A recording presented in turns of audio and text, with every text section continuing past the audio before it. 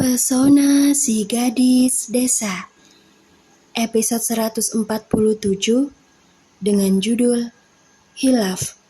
Selamat mendengarkan. Saat hari mulai menjelang malam, barulah Kanita tersadar dari pingsannya. Dia membuka kelopak matanya secara perlahan, kemudian menatap kosong ke arah langit-langit kamar.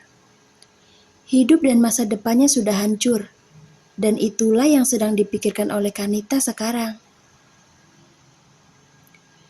Apa yang harus aku lakukan pada bayi ini? Ayah dan ibu sudah terlanjur tahu sebelum aku sempat membuangnya, dan aku yakin mereka pasti tidak akan mengizinkan jika aku tidak mau membesarkannya. Bagaimana ini? Apa yang harus aku lakukan sekarang? Saat sedang melamun, Kanita dikejutkan oleh sebuah elusan lembut di pipinya. Segera dia menoleh ke samping, menatap sendu ke arah wanita yang kini tengah tersenyum dengan mata membengkak parah. Sepertinya kali ini Kanita benar-benar telah membuat ibunya merasa sangat amat kecewa. Jejak air mata di wajah sang ibu sebagai buktinya. Kanita, bagaimana perasaanmu sekarang?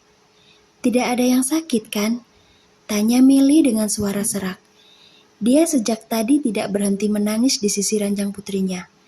Milly sangat ketakutan. Bu, apa ibu membenciku? Tanya Kanita parau. Sayang, kenapa kau bertanya seperti itu pada ibu? Sahut Milly kaget. Mau seperti apapun dirimu, kau tetaplah putri kesayangan ibu. Ibu tahu kau sedang mengalami masa sulit sekarang, tapi kau jangan takut ya. Ada ayah dan ibu yang akan selalu menemanimu. Kau tidak sendirian, nak. Sebutir cairan bening meluncur deras dari sudut mata Kanita. Kanita benar-benar sangat ingin memberitahu ibunya kalau dia begitu ingin menghilang dari dunia ini. Ya, Kanita depresi memikirkan hidupnya yang telah hancur tak bersisa setelah dia bertemu pria bernama Ando. Gara-gara pria brengsek itu, Kanita kehilangan segalanya. Dia bahkan harus rela kehilangan cinta yang selama ini dia kejar. Hidup dan masa depannya hancur, juga dengan cintanya yang terbuang. Sungguh, Kanita tak lagi memiliki keinginan untuk hidup. Dia tidak bisa jika tidak bersama Vedo. Bu, bantu aku membuang bayi ini. Aku tidak mau melahirkannya, ucap Kanita penuh harap. Dia sampai terbangun dari pembaringannya, kemudian memegang tangan ibunya dengan erat. Kau jangan gila, Kanita, sentak Milly seraya menghempaskan tangan putrinya.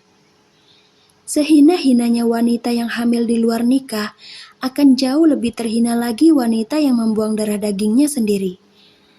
Ayah dan ibu memang sangat kecewa akan perbuatan yang kau lakukan. Akan tetapi bayi itu tidak bersalah. Dia berhak untuk tetap hidup, dan kau jangan coba-coba berpikir untuk membuangnya. Paham kau? Sungguh, Milly benar-benar tidak menyangka kalau putrinya bisa berpikiran rendah seperti ini. Bagaimana bisa Kanita terpikir untuk menghilangkan nyawa anaknya sendiri di saat wanita lain begitu berharap bisa mempunyai anak?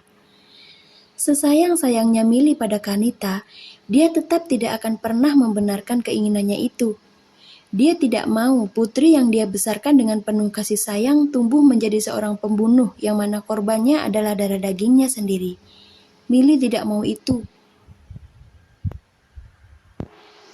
Tapi Bu, jika bayi ini tetap aku lahirkan, bukankah dia akan mempunyai jalan hidup yang sangat menyedihkan? Aku tidak menginginkannya, dan dia juga tidak memiliki ayah yang akan mengakui keberadaannya. Bayi ini pasti akan menjadi bahan cemoohan teman-temannya nanti. Iya kan? Ucap Kanita masih berusaha membujuk sang ibu agar bersedia untuk membantunya. Kanita, otakmu terlalu lelah, nak. Istirahat dan tenangkan hatimu dulu. Baru setelahnya kita bicara. Kita cari jalan penyelesaian terbaik untuk semua masalah ini. timpal Dominic yang sejak tadi hanya diam mendengarkan. Otak dan lidahnya terlalu lelah sampai-sampai membuatnya hanya bisa terduduk lesu di sofa. Kanita terkesiap. Dia baru sadar kalau ayahnya ternyata ada di dalam kamar ini. Emosi yang tadi sempat melonjak saat meminta bantuan dari sang ibu untuk menyingkirkan bayi ini, mendadak jadi down saat teringat dengan kata-kata yang ayahnya ucapkan sebelum pingsan. Ayah, jadi ayah mendengar apa yang aku katakan pada ibu barusan? Tanya Kanita hati-hati. Tatapan matanya lurus ke depan. Dia takut untuk menoleh. Ya, dan ayah sangat amat tidak membenarkan keinginanmu, jawab Dominic dingin. Setelah itu dia beranjak dari tempatnya duduk, kemudian berjalan gontai menuju ranjang. Kanita, dengarkan ayah, nak. Bayi itu sama sekali tidak bersalah. Dia berhak untuk mendapatkan kehidupannya di dunia ini. Dan yang seharusnya lenyap dari muka bumi ini adalah kau dan juga pria yang telah menghamilimu itu. Kalian bersenang-senang tanpa memikirkan resiko apa yang bisa saja terjadi. Dan lihat sekarang, kau dengan tidak tahu dirinya malah akan menyingkirkan seseorang yang dipaksa untuk hadir ke dunia ini. Tidakkah hatimu 1000 kali jauh lebih kejam jika dibandingkan dengan iblis, Kanita? Atau kau jangan-jangan masih belum merasa puas hanya dengan mencoreng wajah ayah dengan cara seperti ini? Jadi ingin kembali menambahkan aib sebagai seorang pembunuh? Iya. Tubuh Milly dan Kanita sama-sama panas dingin saat mendengar perkataan Dominic yang begitu dingin. Ya, laki-laki ini bicara dengan nada suara yang sangat rendah. Sama sekali tidak ada teriakan dengan nada suara tinggi. Milly dan Kanita kemudian sama-sama sadar kalau ini adalah puncak kekecewaan seorang Dominic. Dan di antara mereka tidak ada lagi yang berani untuk sekedar membalas kata-katanya seperti yang biasa mereka lakukan. Kanita, bisakah sekarang kau memberitahu ayah siapa laki-laki yang harus bertanggung jawab akan hal ini? Ayah mohon, Kanita, jangan terus menutupi identitasnya. Katakan saja dengan jujur karena siapapun dia, ayah akan tetap mengambilnya sebagai menantu. Jadi tolong beritahu ayah ya, ucap Dominic sekali lagi membujuk putrinya agar mau mengakui siapa ayah dari calon cucunya. Ayah, aku tidak bisa mengatakannya. Pria itu, aku tidak mencintainya. Semua ini hanya kecelakaan. Kami sama-sama hilaf dan tidak sadar saat melakukannya. Sahut Kanita mulai panik ketika dicecar agar mengakui siapa yang telah membuatnya hamil. Hilaf? Dominic terkekeh. Dia lalu mengusap wajahnya sampai memerah. Dom, tahan emosimu dulu. Kanita baru saja sadar. Jangan memaksanya untuk bicara. Bersabarlah. Beri dia waktu untuk menenangkan pikirannya dulu. Ucap Milly cepat-cepat mengingatkan suaminya untuk menjaga emosi. Dia sangat takut Kanita akan kembali pingsan jika kembali merasa tertekan. Dominic menghela nafas. Setelah itu dia berdiri, menatap lama ke arah putrinya yang masih sangat pucat. Ada segurat kemurkaan, tapi ada juga rasa kasihan melihat nasib putrinya yang telah hancur akibat kebodohannya sendiri. Entah dosa apa yang telah Dominic lakukan di masa lalu sampai-sampai dia harus menerima karma sememalukan ini. Tuhan, tolong kuatkan aku agar tidak menghabisi putriku sendiri. Semua ini adalah hal terberat yang pernah aku rasakan, Tuhan. Jadi tolong, jangan pernah tinggalkan aku meski hanya sedetik.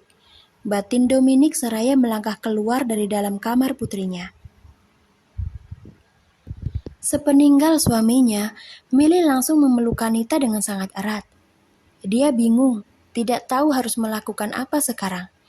Di satu sisi Milly sangat setuju dengan suaminya yang meminta Kanita agar segera memberitahukan identitas pria yang telah membuatnya hamil. Akan tetapi di sisi lain Milly merasa sangat tidak tega melihat putrinya yang begitu tertekan hingga membuatnya terlihat seperti mayat hidup. "Aku sangat menjijikan kan, Bu?" tanya Kanita dengan emosi yang mulai tak terkendali. "Kenapa, Bu? Kenapa?" "Aku menginginkan Vedo yang menjadi suamiku. Tapi kenapa malah pria lain yang menanam benihnya di rahimku? Kenapa Tuhan begitu kejam mempermainkan takdir cintaku? Apa yang salah denganku, Ibu? Apa yang salah? Aku hanya ingin menjadi istrinya Vedo. Itu saja. Tapi kenapa Tuhan malah mempersulit semuanya? Apa yang sebenarnya dia inginkan dariku, Bu? Apa?" "Kanita, tolong tenang sayang.